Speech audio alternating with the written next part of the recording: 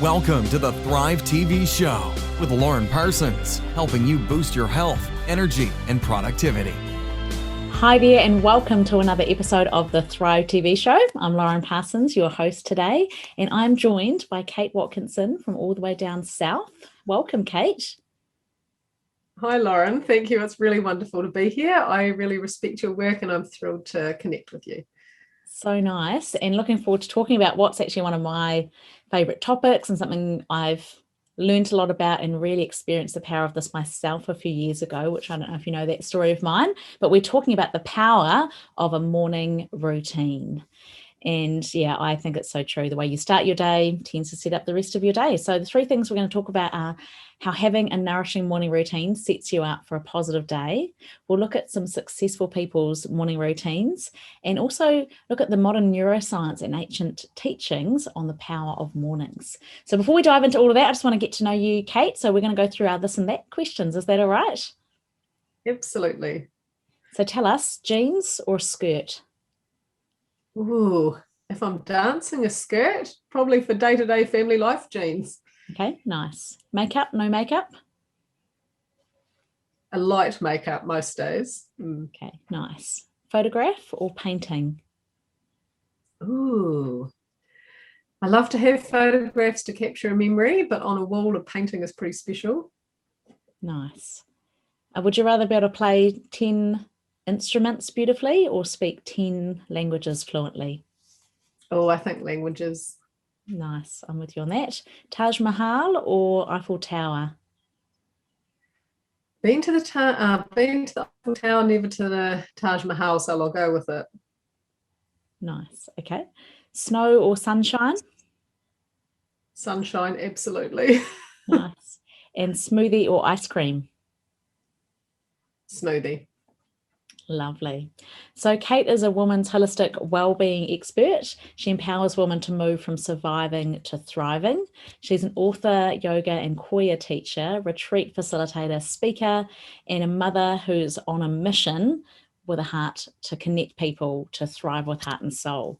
So it's such a pleasure to connect with you. And I know that you do run amazing retreats and just are really passionate about empowering, particularly women. But I think this episode will be relevant for both men and women because morning routines are so important.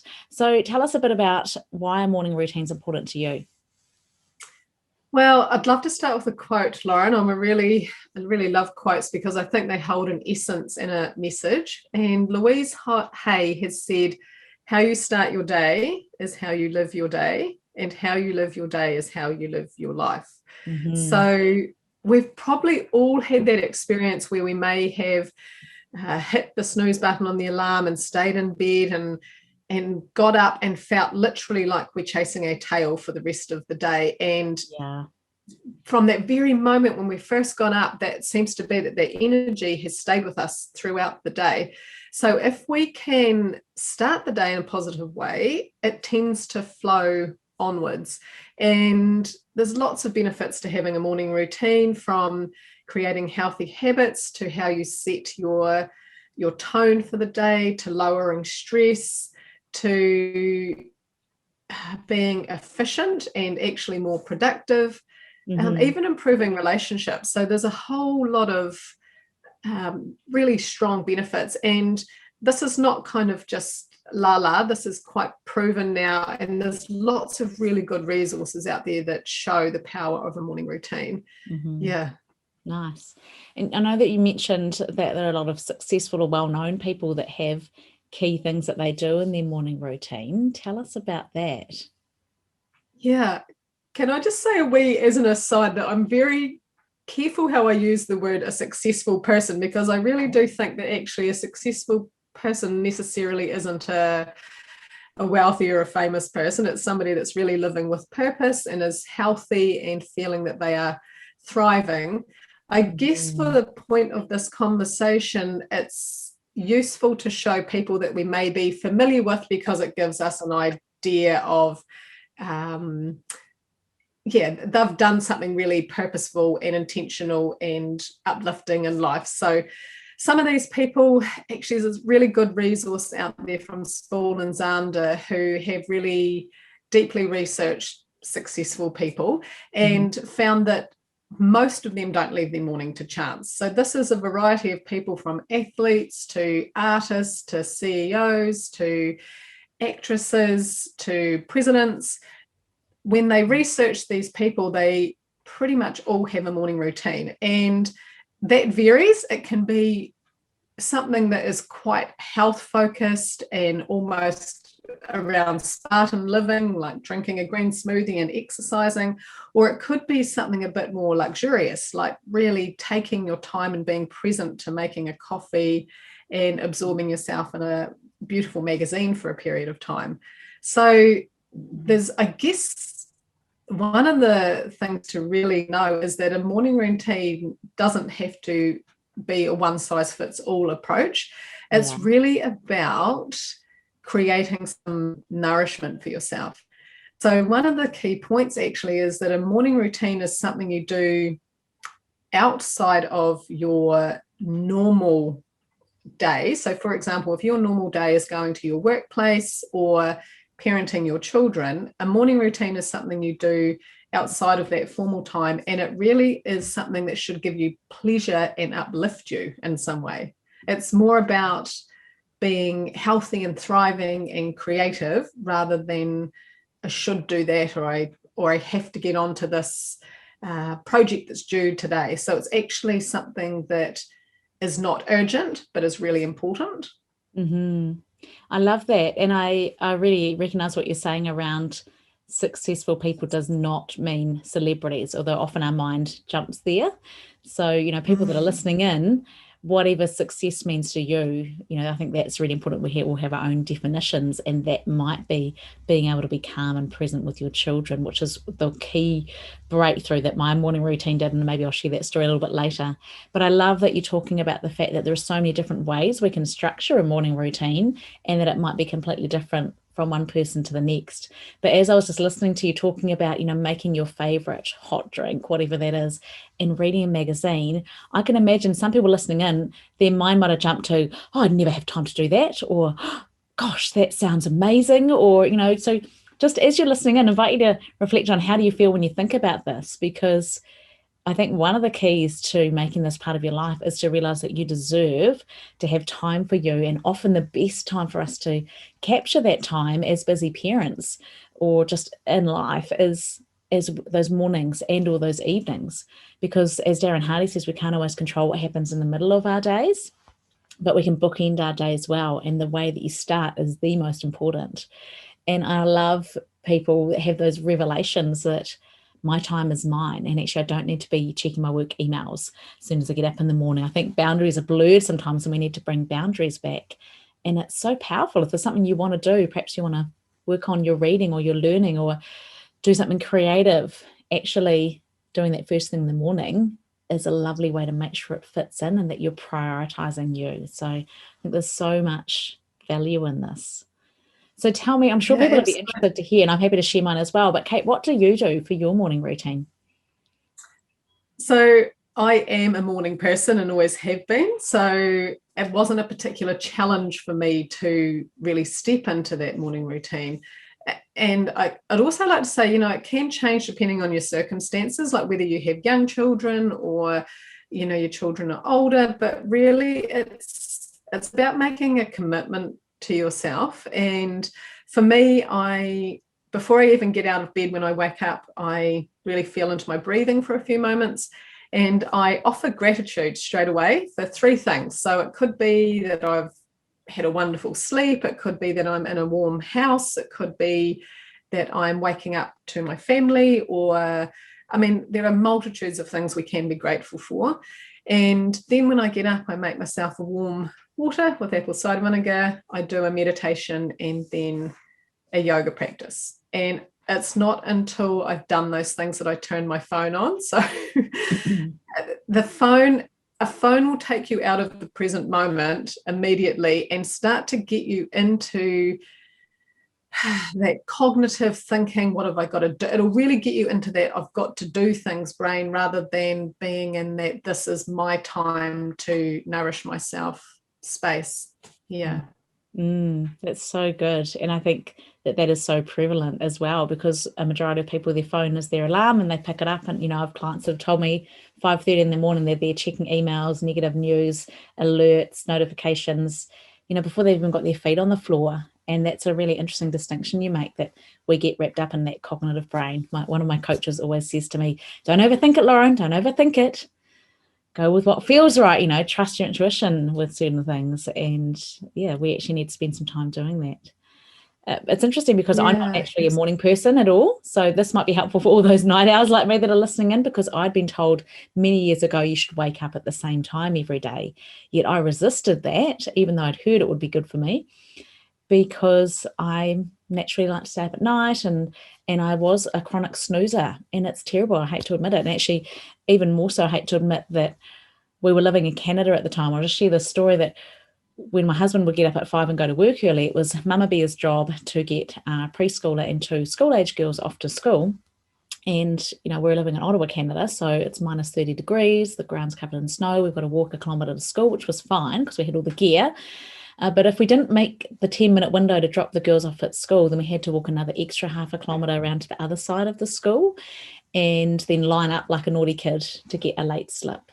And so there was this huge pressure to get out of the door on time. And so those that are parents might be able to relate that every morning I would start with the best intentions, but every morning without fail, virtually descended into tears and shouting on all sides, Mama Bear included. And honestly, if there'd been a fly on the wall listening in or watching in those moments of parenting failure, I would be so embarrassed. And it got to the point when my anxiety was so high the night before that I just felt like, what am I going to do? Can I get through another morning? How am I going to cope?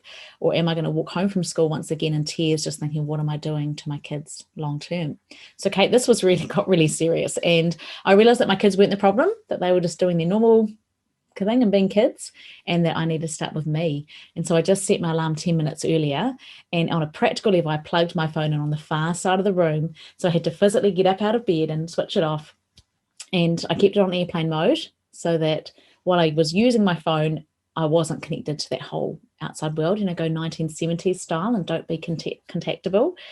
And then I had my phone in my hand, so I'd put on music, and just for 4 minutes, this is what I still do, for 4 minutes of that time while that song is playing, I, like you, focus on gratitude, focus on breathing deeply and diaphragmatically. I do a stretching routine. I just do whatever feels right for me on the day.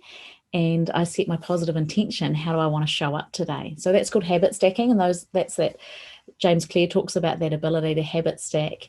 And it just means that regardless of what comes later in the day, I've taken those 4 minutes to be centered. And when I discovered that back living in Canada, this is 4 years ago, it just changed my life overnight. Literally, we could leave the house 99% of the time as if we all still really loved each other, which was huge for my mental well-being, because again, how I felt if I'd had one of those rough mornings and then I go into my day and I'm second guessing myself and feeling guilty. So it just totally flipped how I felt. And it was just those 4 minutes. And I've since adapted and I've changed my routine a little bit more. Now I've added in more of my learning in that part of the day as well. So first I started then getting up an hour early and I did my 4 minutes, and then I'd have a power hour of work time. But I've since adapted that I now take half of that time as learning, and I'll either read or listen to podcast, or, which if you're already converted, you might be listening to this in your morning routine, or watch a TED talk. And then I'll do 30 minutes on my key tasks. So one, I feel I'm learning, but I also feel I'm getting ahead for the day. So anyway, again, I don't think we need to have any set things we have to do or not do, but it's just being intentional. Yeah, and that's great. There's a few things you spoke to there, Lauren, that are really awesome. Firstly, it's acknowledging your humanness. That it's quite a block to think that we've got to set aside 2 hours in the morning for something really huge to do for a morning routine. It doesn't need to be. So like you said, it was 4 minutes, and 4 minutes managed to change how your mornings played out with your children. Yeah. I guess one of the things is, don't get stuck on thinking it has to be for a really long time. Several minutes of connecting in and letting yourself create a brain frequency that moves from your beta, from your cognitive everyday thinking, problem solving, to either alpha or theta, when you're much more in that. In yoga we call that the super consciousness, but it's your insightful, creative time. Like for me, for example, often in my morning meditation, I'll just have, or if I go out for a walk in nature, I'll have things just drop in so easily with a sense of grace that it would have taken me a long time to sit down and think through, and I would have it would have been more forced and harder. So it's interesting in some ways that taking time creates time. So when you fill up your own tank and you do these things that nourish you, you actually can become more productive. The other thing is too, if you are starting your day, when you were talking about your situation with your family, what it used to be like that is cortisol running through your body that is actually really telling you that you are in a dangerous situation. You are in, you know, your brain doesn't recognize that this is getting the kids to school as opposed to a lion chasing you. Exactly. So if you can really take your time, even for a small moment in the morning, and start in a way that's nourishing, you actually then release dopamine and serotonin, which are your calming, happy hormones that tell your whole nervous system you're safe. So you're going into your day feeling safe rather than in danger. And this is what I was just going to ask you about, you know, the neuroscience behind it. It just makes absolute sense, doesn't it? And rather than rushing into the day and seeing, you know, how it goes, just I like that idea of take time to make time, you know, slow down to speed up. Tell us a bit more about the neuroscience and why this is important. Yeah, so it's really about tuning into calming our nervous system rather than heightening it. And I mean, there's a lot in our day that does heighten it in terms of interactions with people, in terms of traffic, in terms of stimulus through technology. Like never in a period of human existence have we been so stimulated in terms of what comes at us all the time. And sometimes it can feel like we're not actually even in control of that, but we actually are. So we know that if we can take some moments in the morning to breathe well, we're breathing diaphragmatically, if we can do something that gives us joy, that releases those positive hormones, that we're actually moving into a positive state that rather than a stressful state. And there's also, you know, there's a lot more information out there now about, you know, our circadian rhythms as well, in terms of we're now living in a world that has a whole lot of unnatural light. You know, it used to, if you, and you notice this when you go camping, you're really living by the rhythm of nature. So when it's dark, you go to bed and you go to sleep, whereas we have so much artificial light now that we actually we need to create the environment to make sure we have, you know, start turning lights off, start turning devices off, so that we are getting that signal in our body to, it's actually rest time now. Yeah, absolutely. And this is a really big one. I often do speak to groups about that, the balance of morning routines and sleep, and just turning off the overhead lights, using dim lamp lights. We actually went hiking for those in North America as a family a couple of weekends ago, and we stayed overnight in a hut with my kids. It was our first big adventure as a family, and it was really interesting just seeing that by 8 o'clock it was actually dark by about 6, and so by 8 o'clock we were already in bed, rugged down, and that just did feel natural because we only had these candle lights and lantern lights.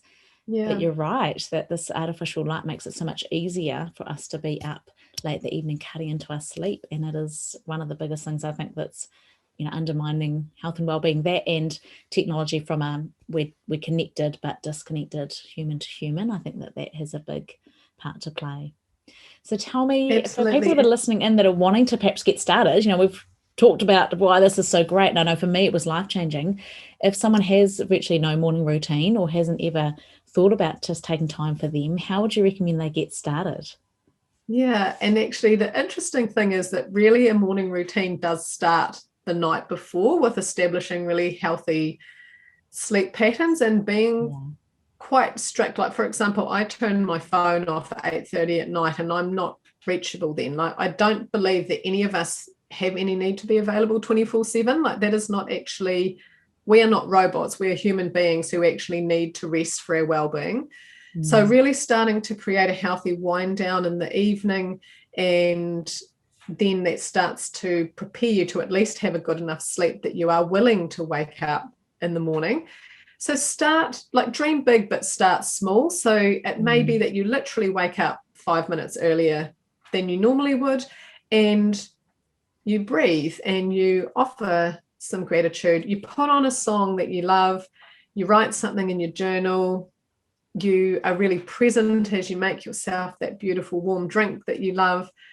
I mean, it does require some level of commitment, and you do need to stick with it. Like, I mean, a morning routine, the word routine suggests that it's a regular thing. It happens. So from the University College of London, I think it was, just did research on what they believe creates a actual habit, the time period. So you're in that stage of automaticity, and that's actually when you're at that point, things flow, because you've moved through the challenge of it being, oh, this is new and a little bit uncomfortable, and that resistance. This is a bit, but this is a little bit hard. I've got to keep showing up. And then you start to feel like, oh, I'm feeling the benefits. And then it's like, actually, this is something I've got to keep in my life because I can see how well it's playing out. So they're suggesting 66 days, which, I mean, there's lots of numbers thrown around with that, but really it is, you have to keep showing up and start small. And then, like you mentioned earlier with the habit stacking, it may be that one habit then so easily flows on to another without it having to be hard work, remembering that this is about pleasure and finding joy in life. It shouldn't feel hard. I love that. And I think that we don't often take enough time to give ourselves those moments of joy, and they don't have to take a long time to do as well. It can just simply be being present and taking those breaths in. So for me, it's, and I think also being adaptable with it. So for me at the moment, I go out to the lounge and I stoke the fire and I do my stretch watching the flames, which I find is really lovely. Whereas in summertime, I tend to do it in my bedroom and I look out at the forest out my window, and I feel very blessed to have trees straight out my window. So in different seasons, I'll change it as well. And if I'm traveling, I'll do something slightly different. And actually this morning, it was ironic because I had a business breakfast that I was speaking at. And so I got up slightly earlier than usual and had to leave certainly a lot earlier than usual. And so it was a different routine, but I was like, oh, I was like, yeah, no, I do have time. So I took actually 8 minutes, and at the moment I've been doing this guided mindful movement, which I've been loving, and it's just breathing and movement with some words that are spoken over it as well, and just took the time to do that. And I'm so glad that I did, because I know it will change the trajectory of my day. So even when things do change, or perhaps, to the mums out there that have got young kids and you think, oh, I could never do this, my kids will be out with me. Well, actually, great. Let them embrace that too. And I've got clients that tell me, their kids will be on their back or on the floor beside them or under them as they're doing their stretch or their yoga or whatever it is. And that's actually a lovely example to set. Just continue to bring your calm to it, and they'll pick up on and feed off that as well. And that's so true. You're actually better. You're still having an enriching experience, even if the kids are clambering over you while you're in your yoga postures rather than not doing it all. And you're also modeling healthy behavior and respect for yourself that your children are seeing too. And it's interesting, really, in terms of what makes a good routine. Different people, different specialists will sort of talk to this in different ways, but really the theme is the same. It's doing something that nourishes you physically, mentally, emotionally, spiritually. So it sounds like your routine, Lauren, sort of ticks those boxes of a little bit of movement, and then the pleasure with the music. And Laura Vanderkam, who is another author around morning routines, she talks about nurturing yourself, nurturing your goals, and nurturing your relationships. So you talked about using that time to listen to podcasts and to kind of to grow and expand your sense of wonder and learning in this world. So that really is that, that nurturing your goals as well. Like sometimes we spend so much time on the running around and the doing, that we actually need to reflect, what is it that we really are looking to get joy from in life? What values do I wish to pass on to my children? Yeah. And I sometimes say to people, I suspect in our modern world, if having a shower wasn't something that we've just all got used to, most of us would claim we don't have time for that as well. So we do have time. It is actually about our priorities. Yeah. It's like, that I talk about snacking on exercise, and that whole idea as well, you wouldn't go for days or weeks without brushing your teeth. So if you take 2 minutes morning and night to brush your teeth, why not take 4 minutes a day just to fit in some micro movement, even if it's 4 minutes that are spread out 1 minute at a time. So you're absolutely right that we do all have the same amount of time, and it does just depend on our priorities. And I think I like your idea of, successful in the right context. If you look at how you want to have success and balance and joy and well-being in your life, that absolutely taking action on your morning routine is so key, and it is so proven. I know Robin Sharma, he is the author of the book that came out last year, I think, the 5 a.m. Club, and he recommends 20 minutes of exercise, 20 minutes of meditation, and 20 minutes of learning. And I had one of my good friends, Karen, came on one of my retreats, and she was in a shared room. She's like, I do the 5 a.m. Club.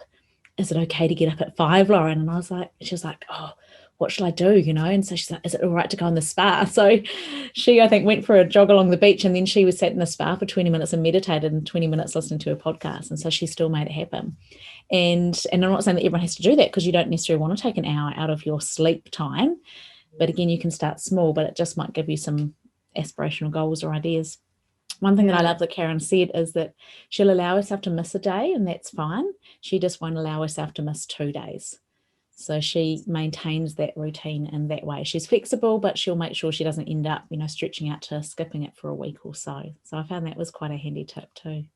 Yeah, I think if you were starting as much as you can, keep committed, because as soon as one day passes, like you say, it could slip into another couple of days, but definitely over time, when you feel it's well established, don't make this hard, and don't make it a guilty thing. And actually, what I notice for me is it's very, very rare that I do miss a day, but if I do, this might sound odd, but there's a slight level of discomfort with me that day, somehow, that makes me think something's just not quite on par here, and I realize it's because I didn't start my day, and it's not that it should become so rigid that it boxes you in, but it's because it's so joyful that it creates that positivity that's what keeps you coming back. Yeah, I love it. And I often say to clients, treat it like an experiment.